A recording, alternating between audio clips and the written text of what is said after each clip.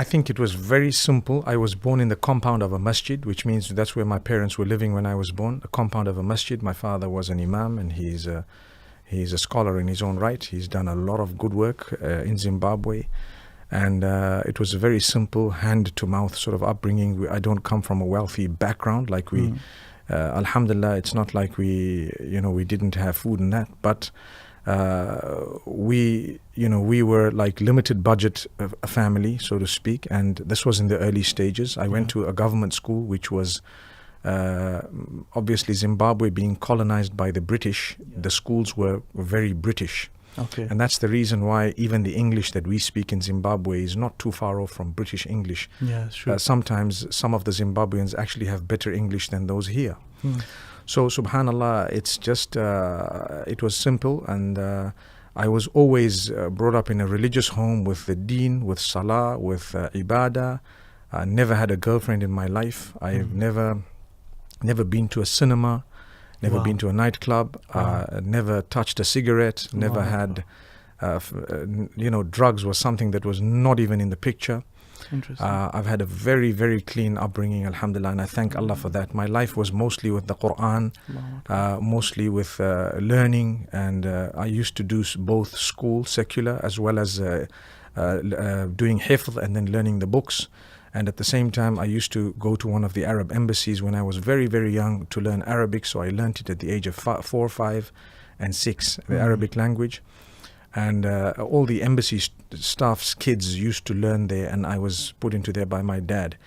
After that, I completed hifz, and I was learning, I learned a little bit of the other languages. I learned Urdu, Gujarati, quite a few other languages. And then I progressed through primary school. I was a top student, most of the time first, second or third in the class. Allahu Akbar. I can't remember seeing fourth position, and I'm just saying this so that people know. And I was always a very ambitious person.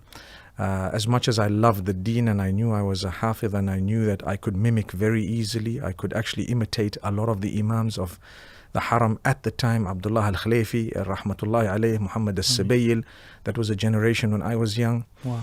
And I've never heard of these people. Yeah, subhanallah. Yeah, those were the guys. Abdullah Khayyat is the father of Usama Khayyat. He had beautiful recitation at way back.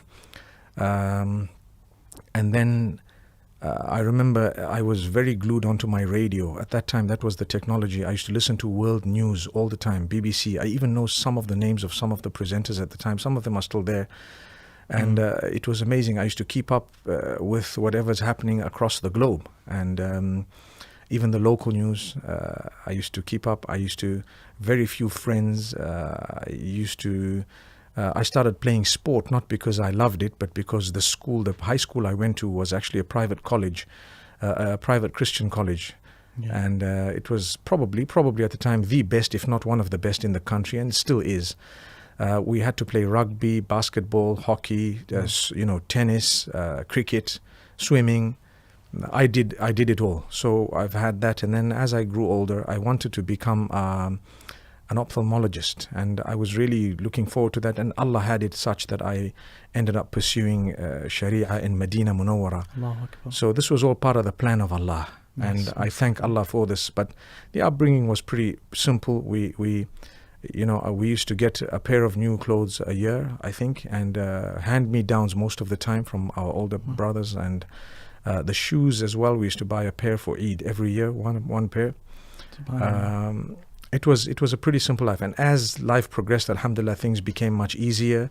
Alhamdulillah, we're quite a big family of 9. From us, there are some in the da'wah and some in business, and those in business support those in the da'wah. So many people say, where does Mufti Menk get his money from and so on. I'm not sponsored by anyone. I'm not affiliated to anyone. I don't get money from any government, any organizations. I don't raise money from the public for myself. I don't do any of that. A lot of it is just within our own family, the system and the structure. So a lot of people are quite excited about, how come he's... You know what? Alhamdulillah, we have a position where the da'wah that we do is more so. We do have a lot of well-wishers right now, but more so sponsored within a very close circle of people, very close. So there's no foreign government involved, no foreign people involved, nothing. Actually, very few. If you've ever seen me, have I ever asked for money for donations for my organization? Oh, never. Yet it's a massive organization. Mm-hmm. Over the years, we've built 52 masjids and madrasas. We've actually, we have right now more than 2,000 students in total. Wow. From those, about 1,000 are full-time. And subhanAllah, these are all underprivileged people who don't pay a fee.